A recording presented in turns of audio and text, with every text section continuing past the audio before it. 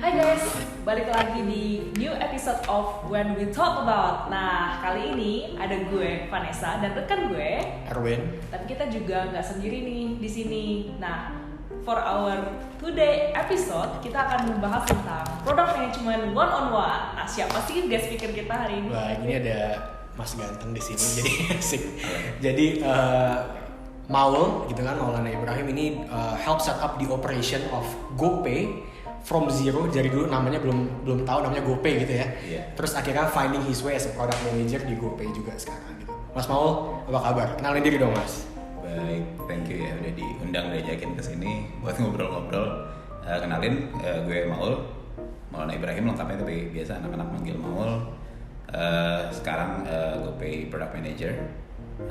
Streamnya megangnya liquidity, jadi handle duit masuk duit keluar sebenarnya.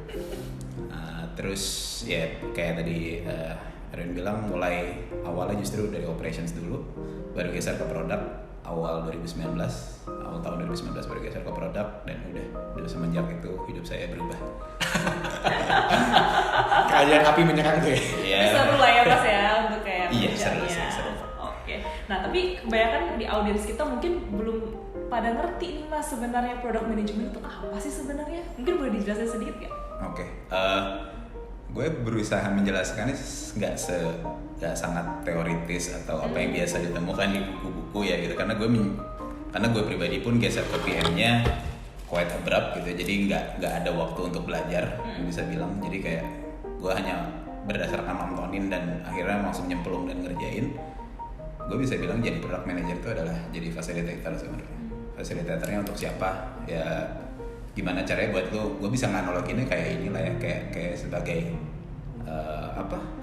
restoranter lah. Kayak lu punya restoran gitu, lu tahu user lu tuh pengennya makan apa, dan mereka market itu doyannya rasa yang kayak gimana gitu. Terus kerjaan gue adalah ya udah, gue cari orang yang bisa building si restorannya bentuknya kayak gimana, layoutnya kayak apa, cari chefnya siapa yang bakal cocok, yang bisa masaknya efisien, dan gue bisa planning mereka ngerjain dan bikin menunya apa aja.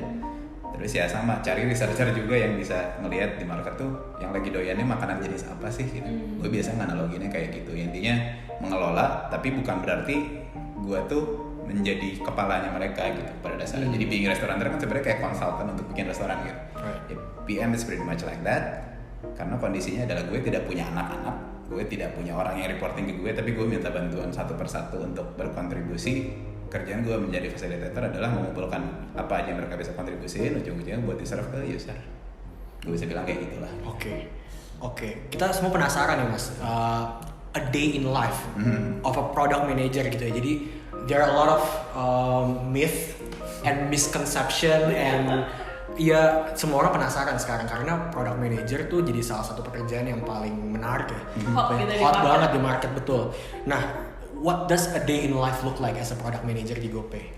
Kalau gue pribadi ya, tidak sekeren mungkin yang dilihat oleh orang-orang gitu. Kalau misalkan kan suka dia bilang, wah ini keren banget nih, role yang sangat gue pengen banget. Bergengsi. Sebenarnya sih sama aja dengan pekerjaan pada umumnya gitu, karena secara structure udah tahu mau ngapain dan udah tahu harus nge-serve siapa, yang tadi gue bilang gitu, udah tahu kerjanya dengan siapa. Kalau gue pribadi, a day in life gue adalah ya udah bangun jam 5 pagi biasa, sholat, main sama anak. Gue udah punya anak satu, terus ya udah beres main sama anak, sarapan segala macem, terus ya udah baru mulai buka handphone untuk cek segala macam messages atau email select aneka chat lah.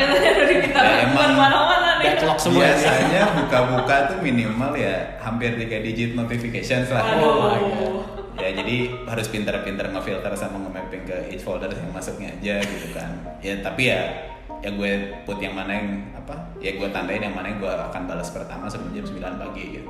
Tapi tetap gue kasih hard start kerja gue tetap jam 9, karena ya pengen ngasih batasan aja lah gitu. Gue nggak pengen ngebablasin di sebelum jam 9. Gue pengennya ya udah fokus di rumah sama keluarga dulu gitu. Kalau kondisi sekarang lagi WiFi ya udah gue dada sama anak gue nya jam 9 beres sarapan, gue naik tangga ke atas ke ruangan kerja gue, baru di situ mulai udah nggak bisa diganggu ya. Kerjanya tuh gambarnya kayak gimana sih Mas kalau PM tuh? Kerjaannya kayak gimana terdepend sama kita lagi ada di fase apa ya, karena sebenarnya kan being PM tuh ketika ditanya outputnya apa adalah sebuah produk gitu kan. Jadi dan sebisa mungkin bukan yang tipenya oke, gue ada produk ini sekarang, berarti dalam satu bulan gue tamatin research dan gue nggak ngapa-ngapain lagi. Terus 1 bulan kemudian gue ngobrol sama geng marketing untuk mikirin GTM atau go to market plan-nya kayak gimana gitu. Terus berapa minggu lagi gue baru ngobrol sama compliance, gak kayak gitu. Cuman gimana caranya gue bisa paralel, karena ideally ya biar efisien kan kita bisa bikin produk kalau bisa ya secepatnya gitu. Kita set timeline aja, oke 1 bulan ini gue lagi ngerjain yang ini untuk bagian researchnya.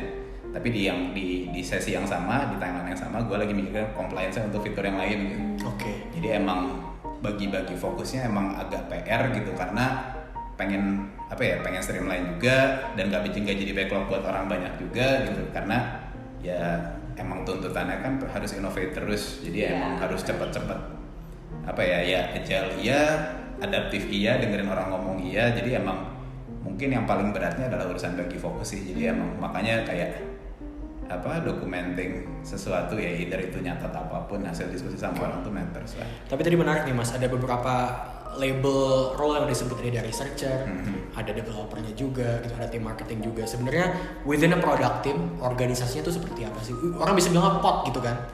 Oke, kalau gue sih bisa bilang kalau kondisi di kantor gue sendiri di GoPay, kita kan sebenarnya gue sendiri reporting lebih ke function groupnya, which is a product group lah gitu. Sementara dari bisnisnya kan stakeholders gue ya itu yang balik lagi yang gue kerja bareng sama horizontalnya gue barengnya sama si marketing, sama business development, bank partnership, compliance, ya ini apapun lah gitu. Sementara yang relate banget sama produk kan lebih ke design, research gitu. Jadinya researchnya yang ke produk ya, UX UI. Jadinya ya gitu, kalau misalkan ditanya organisasinya seperti apa, gue secara reporting fungsional malah lebih ke produk, tapi gue serving si stakeholder bisnisnya. Oke. Gitu. Dotted line lah gue bisa bilangnya gitu kayak sana. Kalau gitu, kebanyakan mungkin tadi kan kata Mas Maul kan lebih ke arah kayak oke, ini banyak stagingnya nih. Si setiap staging biasanya lebih banyak engage-nya sama siapa, department mana Mas? Nah gitu mungkin ya. Oke, itu jawabannya depends, tergantung sih produk yang mau kita bikin apa. Misalkan case-nya gue ada satu contoh produk yang gue bikinnya lebih ke revamping lah. Barangnya sebenarnya udah ada, cuman kok user yang makainya kurang banyak, nggak naik lah, jadi nambah jumlah active user saya kurang banyak sampai ke fitur tersebut. Terus ya udah iterate nih, ngobrol sama data yang gue dapat lebih ke kita kan punya analytics tool yang ngecek si user tuh mencetnya apaan. Jadi ngelihat oke nih dari satu tool ini kelihatan kalau si user ternyata drop off-nya pas lagi mencet bagian mana. Drop off tuh maksudnya adalah ada tombol apa yang tersedia tapi dia nggak prefer buat mencet. Apakah isunya di desain ataukah emang kopi itu maksudnya teksnya apakah terlalu jelimet buat di ngertiin, atau emang si usernya nggak mau aja pada dasarnya terhadap nikmatin si fundamental produknya. Ya udah dapat data itu, gue cross check sama data komplainannya user nih, misalkan ada nggak yang udah pernah pakai terus emang dia bener-bener nggak mau pakai lagi karena nggak suka sama experience-nya atau experience fundamentalnya lah. Misalkan sebut aja gue beli sesuatu tapi ternyata duitnya nggak kekirim, itu kan fundamental banget lah, itu hal yang paling dasarnya kok nggak terjadi gitu. Jadi ya udah gue cross check informasinya pada saat itu, ketemu nih isunya di mana. Pada saat itu isunya lebih ke desain, bahwa si user ternyata nggak prefer untuk untuk menekan tombol yang lebih yang kurang prominent lah gitu. Dia adanya lebih sudut ketimbang yang agak atas. Sama kopinya ternyata cukup jelimet juga. Ya udah ngobrol sama tim desainnya, ini kayaknya mendingan di iterate. Jadi pada saat itu gue lebih sibuknya sama tim desain dan ngobrol dan minta bantuannya tim research untuk melakukan usability testing. Usability testing itu adalah, ini gue ada prototype nih, kasih ke user yang kita survey gitu, kasih sampel set of users, coba mencet ini dibanding sama yang dulu itu, lu journey-nya akan kayak gimana, tapi kita nggak kasih tahu gitu. Intinya menyuruh mereka nyobain aja. Biar organik sendiri. Kita kasih prototype-nya lah ibaratnya. Ya itu udah mulai pas kita track, iya nih si improve-nya lumayan signifikan. Coba tweaking lagi nggak? Yaudah kalau bisa di-iterate lagi, udah ulang. Itu case yang itu gue lebih sibuknya sama desain dan research UI UX. Tapi ada juga momen yang gue ngerjain produk dimana gue sibuknya sama stakeholders kayak compliance misalkan. Ketika gue ngerjain sebuah fitur yang sangat beririsan berat dengan kita bikin sebuah fitur yang ternyata emang itu demand besar dari sisi compliance gitu, bahwa mengikuti regulasi yang ada. Ya udah kita ikutin, cara mainnya gimana, baca peraturannya, konsul sama tim compliance counselor kita gitu. Poin itu maksudnya apa, ketika kita bikin apa, report dulu ke karena kita diawasi sama Bank Indonesia, juga report ke Bank Indonesia, nanya Jadi ya depend sama si fiturnya apa. Berarti stakeholdersnya bisa internal semuanya, eksternal juga masuk gitu ya Mas ya. Makanya tadi gue bilang kayak enaknya analoginya itu lah jadi restoranter gitu, bahwa lo satpam aja bisa protes ke lo parkiran penuh, oke gitu ya, catat jadi isu gitu. Ya emang sebagi-bagi fokus dan harus pinter dengerin lah kalau gue bilang. I see. Mas, cerita dong pengalaman lu, apa produk paling susah yang pernah lu bikin di GoPay? Bikin ya. Atau manage deh gitu misalnya. Ya yang tadi agak kecolongan gue cerita dikit yang urusannya sama compliance gitu. Ada satu kebijakan yang membuat kita harus shifting cara kerja sebuah fitur yang udah lama kita pakai, dan fiturnya nggak ada isu sama sekali. Jadi purely bahwa kita harus mendukung programnya dari pemerintah dan bank sentral untuk mengubah si fitur yang kita punya ini. Oke. Biar seragam universal dengan player lain, dan ini ya emang kita dukung lah dalam artian biar semuanya bisa pakai, semua merchant bisa terima gitu. Jadinya emang oh ya udahlah ini mah buat kemaslahatan umat, gue bilang for the greater good gitu kan. Jadinya ya udah ngikutin, walaupun emang ada ini kan kayak lebih capeknya bahwa ini tuh nggak ada alasan logis lain untuk bongkar si fitur ini selain karena emang mandate yang datang dari compliance, dari regulations gitu. Jadi lebih ke apa ya, ada perasaan bahwa ya ngapain gue kerjain sih gitu. Jadi perasaan ogah-ogahannya ini kan sangat subjektif ya, karena gue mikirnya ini udah capek-capek dibikin dulu, aman kok, nggak ada masalah, logically nggak ada yang salah dengan fitur ini, semua orang pakai gitu. Itu regulasi. Tapi terus tiba-tiba disuruh digeser. Oh ya udah sih, mau gimana lagi, karena ya alasannya valid juga gitu untuk ya apa bikin itu jadi universal gitu. Ya udah konsultasi, ya udah mulai nerimo buat ngerombak, dan emang bolak-baliknya agak capek karena sama eksternal kan. Dan pada saat itu mungkin memang karena si program dan si mandatnya ini hitungannya agak baru, jadi memang si bentuk regulasinya pun masih moving. Jadi nggak yang rigid udah ada dikasih gitu. Jadi modelannya kita jadi working group sama yang ngobrol dengan pihak regulatornya. Jadi nggak cuma dari GoPay doang nih, teman-teman dari kompetitor juga ikutan juga. Jadi kita meeting bareng, kayak kita ngasih feedback, dan kalau gue ngobrol sama yang lain juga kurang lebih pendapatnya sama, kayak aduh harus geser ya gitu. Tapi ya pada dasarnya emang harus dilakukan, dan akhirnya kita sama-sama ngerti kalau emang ini niatannya bagus kok gitu, cuma urusan seberapa. Karena balik lagi itu ekstrinsik banget gitu, sama sekali nggak ada informasi yang kita rasa bahwa ini tuh harus digeser selain emang dari mandatory compliance gitu. Jadi emang agak beratnya lebih ke mencari why-nya. Ketika nggak ada motivasi yang enak buat kita kerjain kan jatuhnya jadi malas-malasan lah gitu. Jadi lebih ke itu sih, ketika udah ketemu oh ya udahlah ini memang nggak mau dibongkar ya udah gitu. Jadi karena fintech regulasi lah ya akhirnya ya. Satu ini gedenya, satu stakeholder gedenya regulasi. Menarik banget nih Mas. Nah itu tadi kan kalau kita dijelasin berdasarkan produk gitu kan. Tapi ada juga nih teman-teman yang mungkin merasa kayak lah itu mungkin mirip-mirip sama project management gitu. Nah bedanya product management sama project management tuh gimana sih gitu? Ini apa ya, ini pertanyaan semua sejuta orang kayaknya. Sejuta umat gitu. Harus dijawab kali ini. Ini gue menjawab dari perspektif gue ya, karena gue pernah bekerja dengan project manager juga. Gue kerja dibantuin sama dia gitu. Jadi simpelnya adalah gue nganggepnya gimana ya kalau gue analogiin, lebih ke project kan intinya ya orang mah akan langsung associate nempel apa yang dia ingat dengan project management tuh biasanya hal-hal yang lebih di improvement di internal level gitu. Gimana caranya buat bantuin maintain segala macam informasi gitu, sama mastiin bahwa tangannya nyampe, tapi itu lebih ke maintaining si informasi yang internal gitu. Jadi kayak contohnya untuk yang kemarin yang gue ceritain terkait sama ngerubah sebuah fitur karena regulasi, gue ditemenin banget ya sama satu project manager.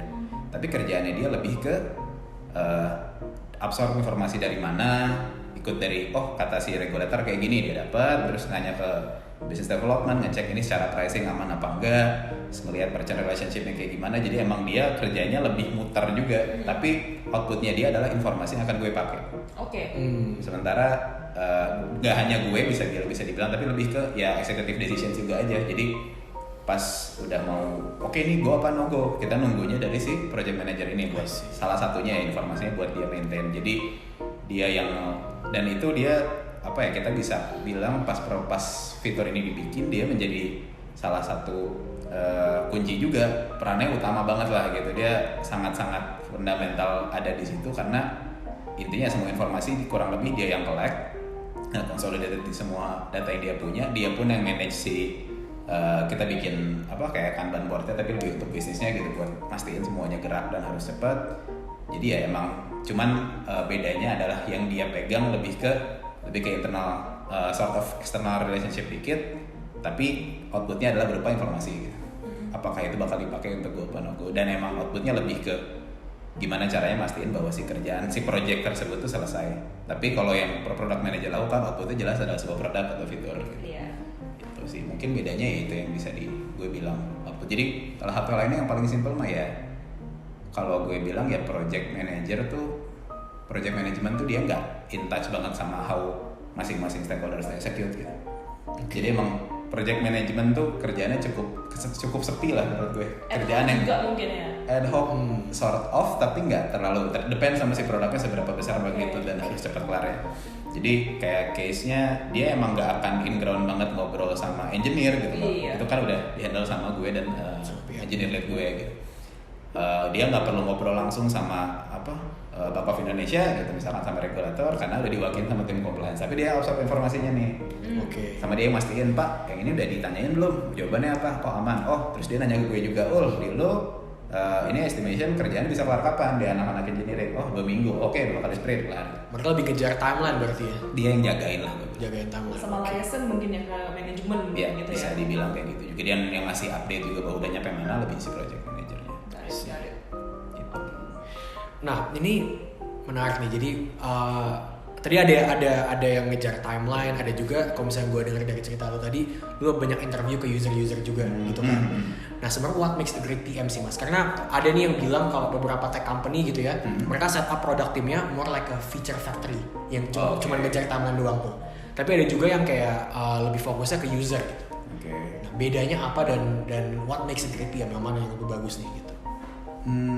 Itu gue sebenarnya nggak bisa bilang mana yang lebih bagus, cuman ketika gue comparingnya dengan apa yang gue pernah coba lakukan gitu. Jadi gue pernah dengan menggunakan approach ya udahlah, gue mah tunggu panggilan disuruh kerja aja, dalam artian tunggu panggilan tuh bener-bener dari tim bisnis bilang kayaknya kita perlu integrate sama apa deh, gitu ya udah gue coba observe, cari gimana cari buat integrate segala macam, tapi berangkatnya bener-bener dari colekannya tim bisnis gitu, bilang bahwa ini ada sebuah opportunity untuk bisa monetize sesuatu gitu.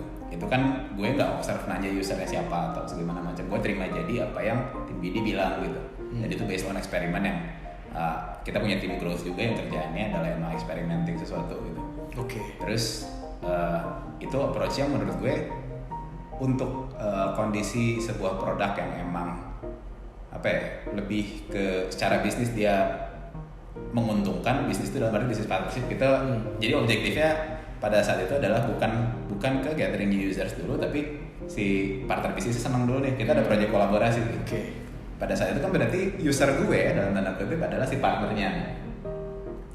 User end user itu jadi udah belakangan. Jadi itu sebenarnya nggak salah juga, cuman emang lebih ke approach yang kita dapat, approach yang kita lakukan depend sama si usernya kayak gimana. Tapi kalau gue ditanya lebih suka yang mana, bukan lebih baik yang mana, gue lebih sukanya yang emang berangkat ke user langsung. Karena ada perasaan bahwa ya udah ini mah gue ngulik sendiri gitu. Ada ego yang bener-bener gue menemukan sebuah problem nih yang ditemukan sama users gitu, yang dijalani sehari-hari, coba kita pecahkan yuk, berangkatnya dari situ. Emang bottom up banget gitu. Sementara kan kalau yang agak partnership agreement gitu kan lebih ke dari samping, tiba-tiba ada yang tok bos kerjaan bos. Oke. Itu sih. Nah, tapi kalau misalnya contohnya nih udah selesai satu produk misalnya gitu kan, apakah nanti akan dicolek langsung sama tim bisnis gitu kan, ataukah misalnya dari Maulnya yang kayaknya mendingan harus ngembangin produk yang ini deh sebagai extension atau bisa produk baru gitu misalnya. Itu berarti ngaruhnya ke satu kerjaan. Satu faktor yang menurut gue bisa bikin sebuah PM sukses adalah pinter-pinter prioritization. Jadi dan ketika nge-set priority, scope-nya PM adalah urusan informasi yang PM punya yang bisa dikontrol banget tuh adalah dari pihak engineering bisa ngerjain berapa lama, desain bisa ngerjain berapa lama, research bisa ngerjain berapa lama. Itu informasi yang kita punya, kita insya Allah bisa kendaliin. Tapi ketika bilang, misalkan ada 3 bisnis partner yang bilang gue pengen si fitur A dibikin warnanya hijau. Terus si B bilang gue pengen si fitur B bisa di scroll. Ada partnership C bilang gue pengen ini bisa diterima sama merchant yang lain. Tiga-tiganya bilang penting. Ketika gue udah puyeng pada saat itu ya udah gue cuma tinggal colek. Ini yang ada satu framework yang nggak harusnya juga dipegang bareng-bareng adalah framework untuk decision making juga gitu. Jadi bukan berarti gue bisa dicolek siapa aja untuk melakukan sesuatu langsung. Jadi gue balikin lagi ke masing-masing yang pada saat itu request, coba tanya sama bos-bos dulu deh ini yang mana yang lebih penting. Jadi ada hal-hal yang gue bisa bilang yang mana bisa gue prioritaskan, tapi hanya bener-bener based on ini si anak-anak secara timeline gimana nih, ada yang bisa diparalelin nggak kerjaannya. Tapi terlepas itu, tapi kalau misalkan informasi udah di luar sama pengetahuan gue kayak wah ini sama kalau ini kita nggak ngerjain sama partner yang A kita hilang peluang untuk dapat gain besar nih misalkan dari untuk partnership berikutnya gitu. Ya itu kan di luar kuasa gue. Jadi lebih ke gimana caranya set prioritization bareng-bareng sama si business stakeholdersnya juga gitu. Oke. Jadi ini kan sebenarnya lu sebagai PM nih banyak banget informasi yang harus lu consolidate dan itu nantinya PM nih as a product manager itu yang paling sering tektokan sama technical team lah ya, sama engineer lead lah gitu. Nah ada nih yang namanya PRD nih, Product Requirement Documents gitu. Nah PRD ini salah satu tools yang paling penting ya mas ya untuk seorang PM ya. Jadi gue bisa bilang PRD itu proposal lah gitu kalau gue mau bikin sesuatu. Oke, isinya tuh apa aja sih mas PRD? PRD itu udah agak, jadi kalau gue ceritain mungkin jurinya adalah misalkan awal misalkan gue bikin sebuah fitur yang emang secara bisnis bakal enak banget buat dipakai, gue bikin sebuah business requirement document dulu. Jadi gue bikin kayak draft mentahnya, gue mau bikin sebuah fitur nih, sebuah service kira-kira yang impact-nya akan begini dan priority list-nya kira-kira yang biasa gue kerjain adalah fase 1 ini, fase 2 ini, fase 3 ini gue sebarin ke tim bisnis, marketing, growth, partnership, segala business development gitu. Terus mereka ngelihat, gue ada request deh tambahan ini. Oh ya udah gue input dulu semua requestnya, begitu udah gue dapat, baru gue ngobrol berangkat sama research untuk validate si request ini bener nggak user butuh apa enggak. Karena apa yang masing-masing stakeholders minta kan pretty much pasti mereka punya value bahwa gue pengen request ini karena ini akan naikin target gue, akan bikin KPI gue nyampe lewat gitu. Tapi apakah bakal kanibalis ke KPI-nya tim yang lain nggak misalkan gitu. Jadi apakah bakal beririsan atau bakal saling motong target gitu. Jadi pas ngobrol sama research, karena yang ujung-ujungnya yang pasti menang mah adalah user. Jadi ketika gue dapat dari research bahwa user paling butuhnya sebenarnya fitur yang nomor 7. Oh gitu, ya udah gue balikin lagi ke BRD-nya, gue kasih tahu, bos semua, sorry nih ya, user ternyata dari hasil research nomor 7. Dan kita dibantu misalkan sama tim business intelligence analytics juga bilang nih bahwa dari historical information ternyata user tuh ada yang penggunaan fiturnya dia tweaking pengen bikin yang fitur ini gitu. Jadi ada hal yang kita nggak punya tapi si user sama ngulik untuk melakukan itu. Ya udah kita bikin aja si 7 dulu. Pasti semua business stakeholders pada ya udah kalau user maunya gitu mah nurut gitu biasanya. Begitu itu udah dapat yang jadi MVP kayak gimana baru gue bikin PRD-nya.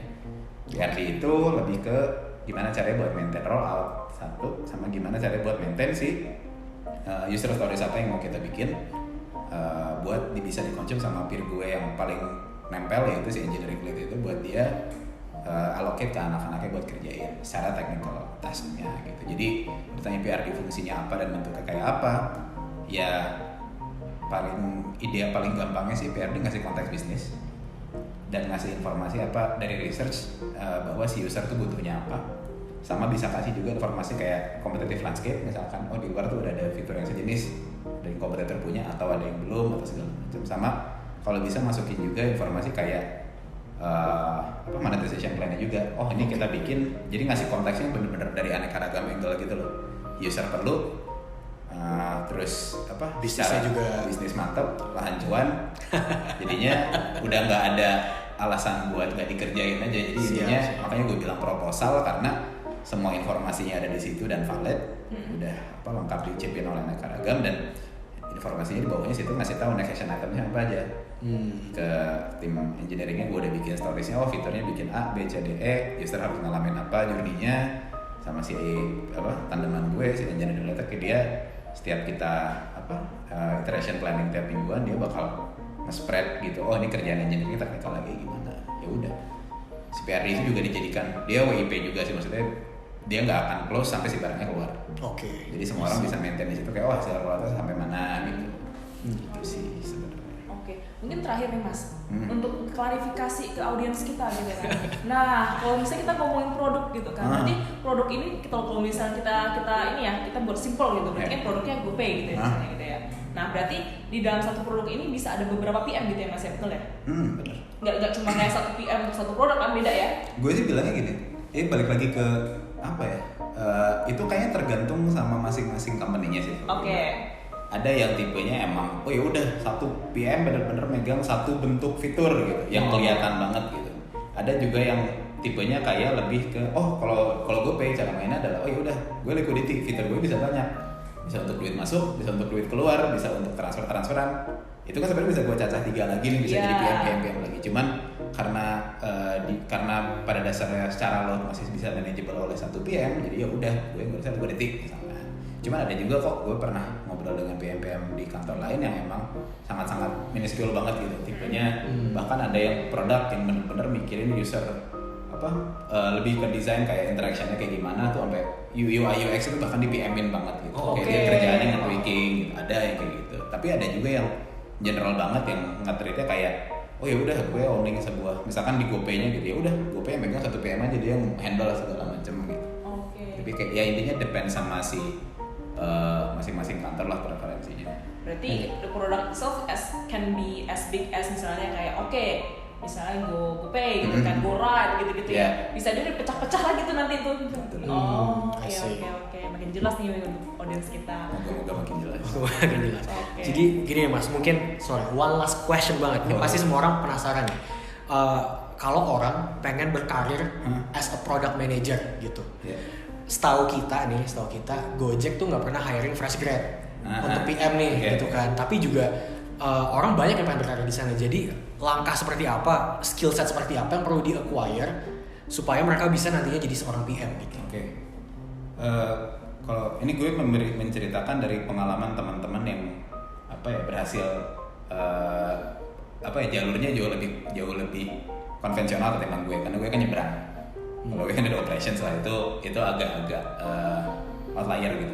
Cuman kalau di Gojek sendiri biasanya yang jadi PM memang benar kalau fresh grad belum.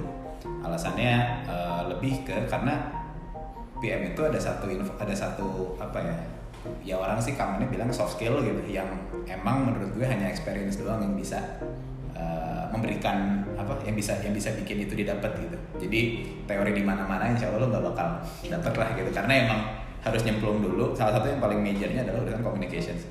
Iya. Karena jadi PM tuh emang harus jago banget denger.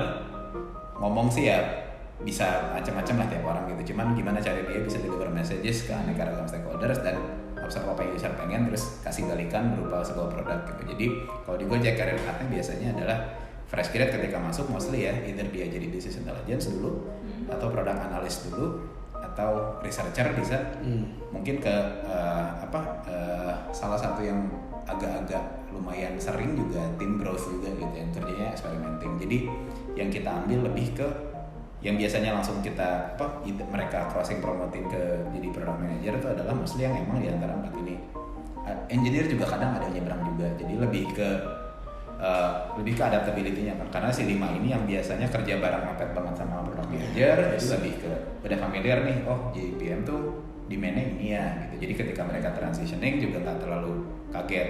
Tapi ya itu intinya alasannya lebih ke kenapa nggak hiring fresh grad, lebih ke maturity dulu lah gitu. Karena enaknya emang kita nyari orang-orang yang udah biasa tahu user semuanya ngapain, atau emang dia punya technical skills yang dia biasa ngerjain sebuah fitur dalam konteks engineering juga udah mulai ngerti nih, ternyata bisnis acumen-nya naik bagus, dan nih akhirnya dia merasa gue pengen ini jadi PM.